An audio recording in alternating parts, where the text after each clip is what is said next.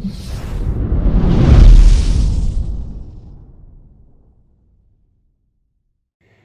అండి, అందరూ ఎలా ఉన్నారు? బాగున్నారా? నేను బాగున్నానండి. ఇవాళ నేను మీ ముందుకి 3 ఆకుకూరలు కలిపిన పప్పు. 3 ఆకుకూరలు కలిపితే ఎంత విటమిన్స్ వస్తాయో మీకు తెలుసు కదా!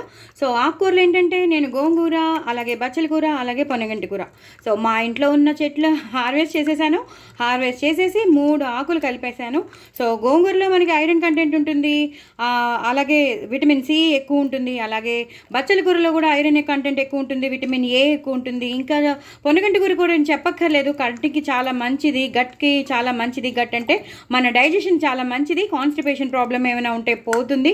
సో, ఈ 3 ఆకుకూరలు చాలా చాలా మంచివి కాబట్టి నేను ఈ 3 ఆకుకూరలని కలిపేసి నేను పప్పు చేస్తున్నాను. సో, గోంగూర కూడా కలిసింది కాబట్టి ఇంకా సపరేట్గా నిమ్మకాయ పిండుకోవడం కానీ లేదా చింతపండు పిండడం కానీ ఏమీ వేయక్కర్లేదు.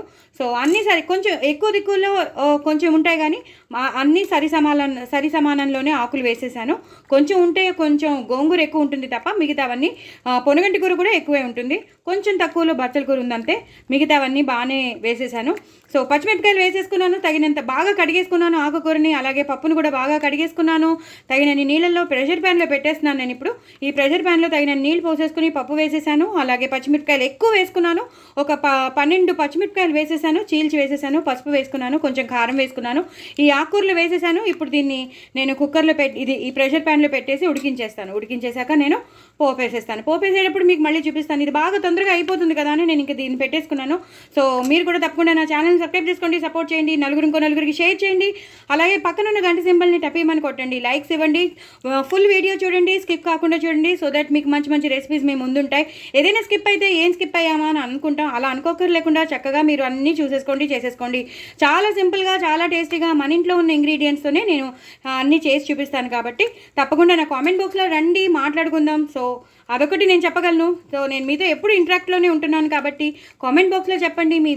మీవేంటో చెప్పండి, మీకు ఎలా కావాలో అలా చెప్పండి. సో, నేను కూడా మా ఇంట్లో నేను ఎలా చేసుకుంటానో మీకు కూడా చూపిస్తున్నాను.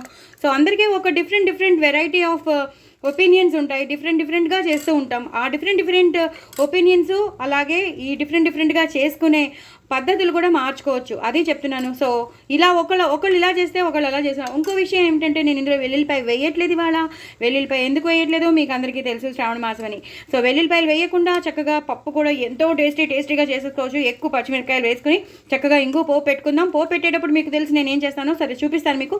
సో, అప్పటి లోపల మీరు వేసి ఇది ఉడుకుతూ ఉంటుంది. ఉడికాక మీకు మళ్ళీ తప్పకుండా చూపిస్తాను. చూసారు కదండి, పప్పు బాగా మరిగిపోతుంది. ఇప్పుడు నేను తగినంత ఉప్పు వేసేసుకుంటున్నాను. చాలా చాలా బాగుంటుంది. 3 ఆకులు కలిపిన పప్పు ఏమో అదిరిపోతుంది. సో, ఉప్పు కూడా వేసేసుకున్నాను. ఇప్పుడు నేను పోపు వేసేస్తానండి. ఆవాలు, జీలకర్ర, ఎండుమిరపకాయలు, అలాగే ఇంగువ ఇది మస్ట్ అని చెప్పాను కదండి. ఇంగు లేకపోతే అసలు పప్పు కానీ సాంబార్లు కానీ పచ్చళ్ళు కానీ చేయొద్దు. ఇంగు ఆ ఫ్లేవర్ ఉంటేనే బాగుంటుంది. ఇప్పుడు వెల్లుల్లిపాయలు కూడా మనం వేయట్లేదు కాబట్టి ఆ ఇంగు ఫ్లేవర్తోనే మనం అంతా చేయాల్సింది. సో, ఆవాలు, జీలకర్ర, ఎండుమిరపకాయలు బాగా వేగిపోయి ఇంగు కూడా బాగా మంచి వాసన వస్తుంది. ఈ టైంలోనే మనం కరివేపాకు వేసుకోవాలి. అలాగే నేను ఎప్పుడూ చెప్తాను కదా, పప్పు కానీ సాంబార్లు కానీ పులుసులు కానీ చేసినప్పుడు ఇలాంటివి చేసినప్పుడు నేను కారం వేస్తానని ఇలా వేసుకోవాలండి. ఈ కారం ఇందులో వేగాక, ఈ పోపులో వేగాక చాలా మంచి ఫ్లేవర్ వస్తుంది. తర్వాత పప్పు కూడా మంచి టేస్ట్గా ఉంటుంది. చూడడానికి ఫస్ట్ చాలా ఇంప్రెసివ్గా ఉంటుంది అనమాట. అందుకే మీరు ఒకసారి ట్రై చేయండి. ఎప్పుడైనా సరే మీరు పప్పు చేసుకున్నప్పుడు ఇలా పోపులో వేసి మీరు ఆ పోపుతో పాటు ఆ కారం బాగా వేగితే మాత్రం అలానే మార్చేసుకోవద్దు. చక్కగా సిమ్లో పెట్టుకుని మీరు చేసుకోండి. చాలా చాలా టేస్టీగా ఉండే పప్పు మీ ముందుకు వచ్చేస్తుంది. 3 ఆకుల పప్పు ఏమో అద్దరిపోతుందండి. చాలా చాలా చాలా చాలా బాగుంటుంది. దయచేసి నా ఛానల్ని సబ్స్క్రైబ్ చేసుకోండి, సపోర్ట్ చేయండి. చాలా టేస్టీ అండ్ హెల్దీ పప్పు అండి. మీరు తప్పకుండా ట్రై చేస్తారని అనుకుంటున్నాను. చేసుకోండి, హెల్దీగా ఉండండి, హ్యాపీగా ఉండండి, ఎంజాయ్ చేయండి, ఫిట్గా ఉండండి.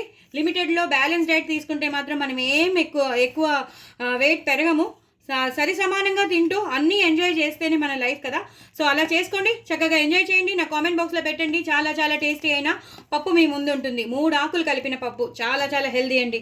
సో, డూ ట్రై అండి. నా ఛానల్ మాత్రం సబ్స్క్రైబ్ చేసుకోవడం అసలు మర్చిపోదు. బాయ్ అండి.